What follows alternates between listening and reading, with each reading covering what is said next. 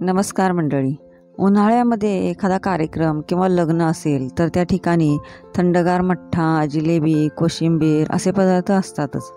आता हा कार्यक्रमामध्ये असतो सेम तसाच मठ्ठा कसा करायचा ते आज आपण पाहणार आहोत. सुरुवातीला आपल्याला मठ्ठ्याचा मसाला तयार करायचा आहे.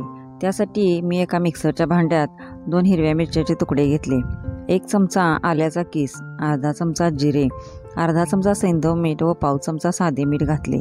अर्धा चमचा साखर घालून मिक्सरला बारीक करून घेतले.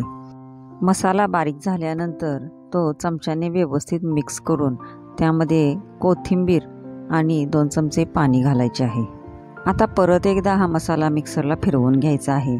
जेवढं शक्य होईल तितका हा मसाला आपल्याला बारीक करून घ्यायचा आहे. बघा, इथे आपला मसाला तयार झालेला आहे. आता तयार झालेला मसाला बाजूला ठेवून आपण मठ्ठा करायला घेऊया. मठ्ठा करण्यासाठी मी इथे 1 वाटी ताजे दही घेतले आहे. हे घरीच तयार केलेले दही आहे. दही गाईचे किंवा म्हशीच्या दुधाचे कोणतेही चालेल. गाईच्या दुधाचे घट्ट दही कसे लावायचे याचा पूर्ण व्हिडिओ यापूर्वी चॅनेलवर अपलोड झालेला आहे. पाहिला नसेल तर नक्की पहा. लिंक डिस्क्रिप्शन बॉक्समध्ये दिली आहे. 1 वाटी दह्यात 2 ग्लास पाणी घालून रवीने सावकाश घुसळून त्याचे ताक करून घ्यायचे. आपल्याला लोणी काढायचे नाही, फक्त एकसारखे घुसळायचे आहे. यामध्ये दह्याच्या गुठळ्या अजिबात राहता कामा नये. थंडगार दही आणि थंडगार पाणी वापरून या ठिकाणी आपले थंडगार ताक तयार झालेले आहे. आता या ताकामध्ये आपण तयार केलेला मसाला घालायचा आहे. पण हा मसाला तसाच न घालता त्यामध्ये पळीभर ताक घालून व्यवस्थित मिक्स करून 2-3 मिनिट तसाच ठेवायचा. असं केल्यामुळं काय होतं की मसाल्याचा पूर्ण अर्क या ताकामध्ये चांगलाच मुरतो. नंतर एका गाळणीने हा मसाला गाळून त्याचा फक्त रस ताकामध्ये घालायचा आहे. यामुळे मठ्ठा पिणाऱ्यांचं काम सोपं होतं. मठ्ठा पिताना आल्याचा किंवा मिरचीचा तुकडा आपल्या दाताखाली कचकच लागणार नाही. सर्व मसाला गाळून झाल्यानंतर शेवटी मिक्सरच्या भांड्यामध्ये थोडं पाणी घालून ते सुद्धा नंतर आपल्याला गाळून घ्यायचं आहे. आता तुम्हाला प्रश्न पडला असेल की गाळणीमध्ये राहिलेल्या मसाल्याच्या चोथ्याचं करायचं काय? तर काळजी करू नका, हा मसाला फेकून द्यायचा नाही. तर हा मसाला आपल्याला भाजी, आमटी किंवा कढीसाठी वापरता येतो.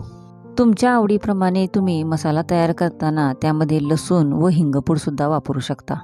मठ्ठा करताना खरं कौशल्य आहे ते म्हणजे मसाल्याचे योग्य प्रमाण घेणे. मठ्ठा तिखट किंवा खारट होता कामा नये. आता इथे बघा, सर्व मसाला गाळणीने गाळून घेतल्यानंतर आपल्याला हे ताक पळीने व्यवस्थित ढवळून घ्यायचं आहे आणि त्यानंतर 1 चमचा जिरेपूड व भरपूर अशी कोथिंबीर घालायची आहे. पळीने ढवळून सर्व साहित्य व्यवस्थित मिसळून घ्यायचे आहे. मठ्ठा हा नेहमी पातळ असतो. आता इथं आपला हा मठ्ठा मला थोडा दाटसर वाटतोय म्हणून मी त्यामध्ये 1 ग्लास थंड पाणी घालणार आहे. आता परत एकदा हा मठ्ठा आपल्याला रवीने व्यवस्थित छान असा घुसळून घ्यायचा आहे. मठ्ठ्याची थोडी चव चाखून त्यामध्ये तुम्ही मिठाचं आणि साखरेचं प्रमाण वाढवू शकता. असा हा थंडगार मोजक्या साहित्यात तयार होणारा अतिशय चवदार मठ्ठा कार्यक्रमाच्या पंक्तीमध्ये जेवणाच्या ताटात 1 नंबरला भाव खाऊन जातो. असा हा साधा सोपा मठ्ठा करून तुम्ही फ्रीजमध्ये ठेवून गरज असेल तेव्हा पिऊ शकता. मठ्ठ्यामध्ये आपण मसाला गाळून घातल्यामुळे मठ्ठा चवदार होण्यासाठी आपण काय साहित्य वापरले हे कोणाला कळणार सुद्धा नाही. वरती फक्त कोथिंबीरच दिसेल. मठ्ठा पचनासाठी चांगला असतो, त्यामुळे जेवणानंतर आवर्जून प्यावा. ही थंडगार मठ्ठ्याची रेसिपी तुम्हाला कशी वाटली हे नक्की सांगा.